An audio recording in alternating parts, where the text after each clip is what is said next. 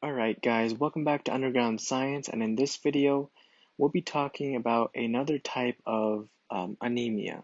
Alright, it's called bone marrow aplasia, or it's also called aplastic anemia. Alright, and so this can be caused by several different reasons, right? Some reasons that you can have aplastic anemia is because of some type of toxins, right? Some type of toxin, certain types of drugs. You can have it because of exposure or an excess exposure of radiation, right? And there's many other ways that you can get aplastic anemia, and it causes damage. So it causes damage to your bone marrow. All right, so to your bone marrow in your bone. All right, and so, or there's bone marrow in at least specific types of your body, like your sternum, your ribs, right? Your rib bones, your pelvic bones, which is the most abundant bone marrow, right? There's bone marrow in some areas of your long bones, right? So so it's damage to your bone marrow inside your bone, and you can get it because of toxin exposure, drug exposure, radiation exposure, right? Things like chemotherapy even. So again, it's called bone marrow aplasia or aplastic anemia. So let's see how this leads to anemia. So what happens is that all of these reasons can come down to damaging your bone marrow, right? So let's say how it affects your bone marrow. So remember, so in our bone, right? So let's say this is one of our pelvic bones, right? So this is one of our pelvic bones, even though it's not, right? It looks like a long bone. But let's zoom in to our bone marrow and see what we have going on. All right, so we'll go over lineages, right, in our bone marrow. But just to quickly go over it, right, is that in our bone marrow we have one stem cell that gives rise to literally all of our blood cells. So here's what I mean by that. So we have this stem cell called the pluripotent hematopoietic stem cell. All right, so it's a pretty big name. So let's go ahead and write that out. So let's say we have this one humongous, amazing stem cell sitting here, right? It's going to be called the pluripotent hematopoietic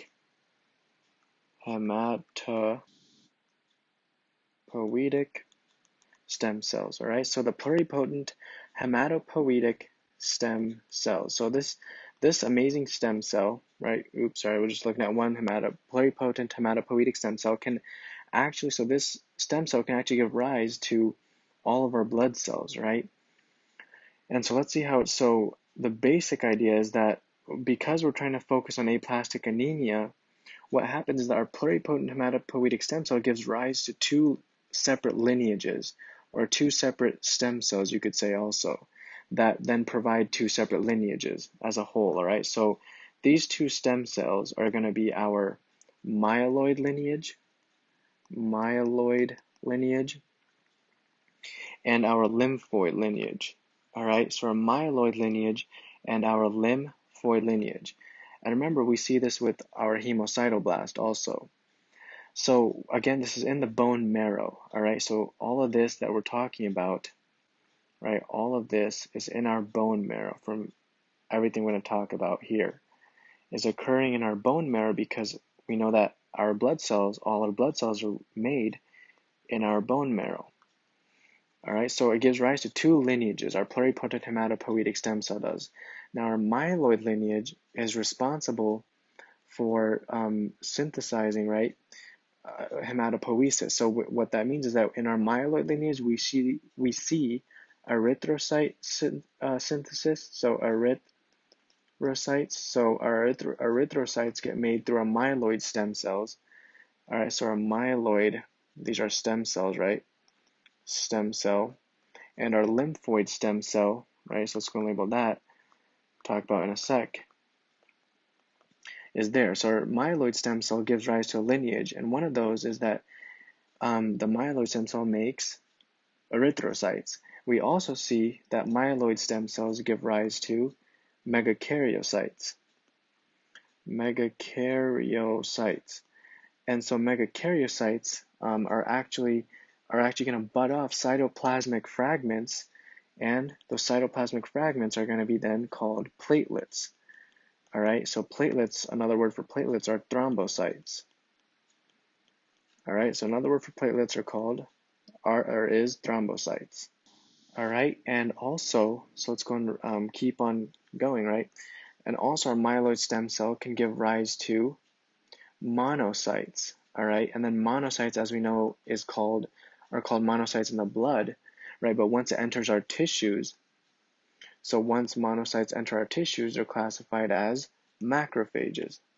So macrophages.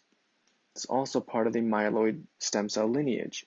So again, we classify macrophages as the monocytes that enter the tissues. All right, and then we see that the myeloid stem cell can give rise to another white blood cell, right? That is called the mast cell that releases histamine, right, during allergic response, especially that can create more inflammation and attract more white blood cells and all that, right? So we see the mast cell getting created from the myeloid stem cell also, and then we also see our other very important white blood cells, right? Our neutrophils, our eosinophils, hopefully I spelled that right, and our basophils, right? So these white blood cells also are part of the myeloid stem cell lineage. All right, and so that's the basic idea, is that we have platelets that are getting created for the myeloid stem cell lineage. We have macrophages and other very important white blood cells that are created from the myeloid lineage, right here. And we have red blood cells, or erythrocytes, getting created from the myeloid lineage. All right, another thing we should know is that we can also have dendritic cells also forming from the monocytes. So dendritic cells also, which are just another type of phagocyte. All right. So that's a lot, right? So now let's see how. So I don't think we won't be talking about the lymphoid lineage yet, but we'll make a video for that in the future, right? But just know that the lymphoid lineage pretty much gives rise to other important white blood cells, and also dendritic cells in addition. All right. So anyway, so that's what happens in the bone marrow, right? But so let's go and see what happens in aplastic anemia. So because of many reasons, right, our bone marrow can get damaged, and that damage to the bone marrow can lead to the damage of these myeloid stem cells. So it can lead to the damage of these myeloid stem cells. All right. So let's just go and say damaged myeloid stem cells. All right. Sorry about that, I need to make more space. Myeloid stem cells. So now what does this mean? Is that if we have damaged myeloid stem cells, can we properly make erythrocytes? Or can we properly make an adequate amount of erythrocytes? No, right? Can we properly make an adequate amount of thrombocytes? No. Can we adequately make a proper amount of white blood cells? Or at least our neutrophils, eosinophils, basophils, dendritic cells, that's like very important white blood cells. No, right? So what it's going to lead to is that, so let's go on another page. So what is aplastic anemia going to lead to? Aplastic anemia is going to lead to definitely low red blood cells, right? Low red blood cells because of the damage of the myeloid stem cell. So, and remember, blood cells are also called erythrocytes. And then because the myeloid stem cell also gives rise to the megakaryocyte, right? Megakaryocytes then butt off cytoplasmic fragments and give rise to thrombocytes. So then we're going to see a low amount of thrombocytes in the blood, or platelets, right? So low amount of thrombocytes. And then lastly, we said we will also see a low amount of leukocytes in the blood, or also called white blood cells. So we'll see a decreased amount of leukocytes in our blood. All right, so just remember that thrombocytes are also called platelets, and leukocytes, guys, are also called white blood cells, all right? So if we have a decreased amount of red blood cells in the blood, right, what does that mean is that we're going to be transporting less oxygen throughout the blood into the tissues. So that's going to sign of anemia.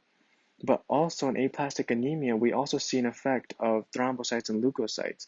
If we have a low amount of platelets in the blood, that can lead to a increased time.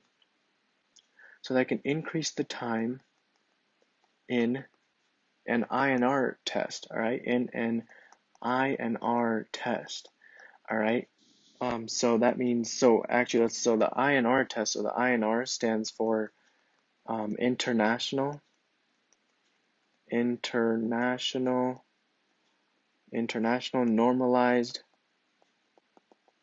normalized ratio, all right. So the INR test, it's the time that it takes for your blood to clot. But if you have low amount of platelets, sorry about that.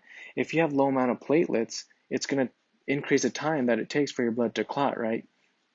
Because remember, platelets are very important for clotting because they're the ones that form that platelet plug when you have an injury to a blood vessel, right? So your endothelial cells release von Willebrand factors that will bind to the collagen in the basement membrane.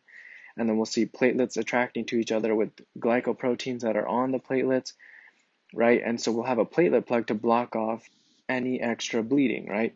So we're going to have an increased INR time, and if we have decreased amount of leukocytes in the blood because, again, damage to the myeloid stem cell in the bone marrow, that means that we're going to have an increased chance of getting sick, right?